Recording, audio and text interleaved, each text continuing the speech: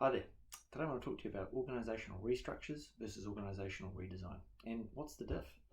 For me, the key distinction is that true organisational redesign is about strategic enablement, not the boxology that is commonly seen as a restructure. Moving some boxes and lines on an org chart and hoping that you're going to get a different result.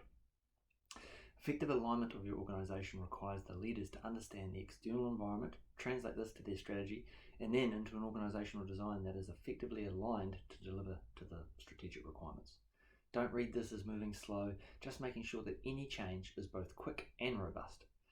Right now we have people scrambling for survival while others need to contend with massive growth challenges.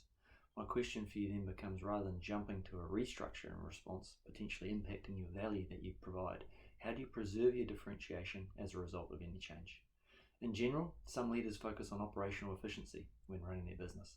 This is a key facet to business survival, but is it what is truly going to help you win?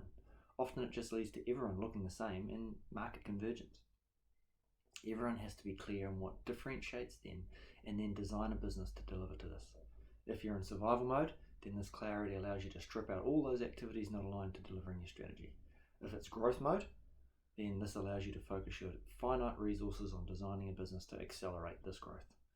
Irrespective of your position, we know there are always challenges around resources, time, money, people. So here are some initial questions to ask yourself to help give your design change the necessary focus. What is your most differentiated product or service? What is your most profitable product or service? What is your most profitable channel? What unmet customer need can you distinctively address? Which activities in your organisation are the most different or the most effective when compared to the market? With this all in mind, how are you doing activities, creating products or services that don't actually help with any of the above? Honesty call. How many leaders in your organisation are thinking and talking about organisational design and alignment versus restructure in this fashion? Is the narrative anchored in strategy or just playing what's immediately in front of you?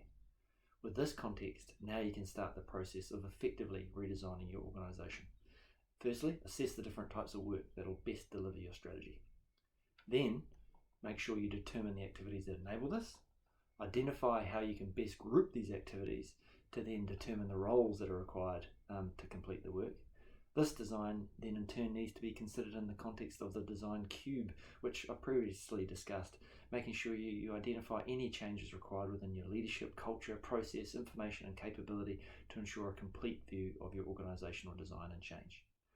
Changing your organisational structure might move some roles and people, but does this really help deliver the strategy, responding to immediate challenges? Changing your organisational design means everything is anchored in your strategy and you're focused on more than just lines and boxes.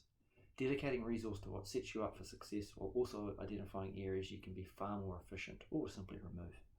Both can be done at pace, but only the latter, which is org redesign, will best set you up for survival and or success.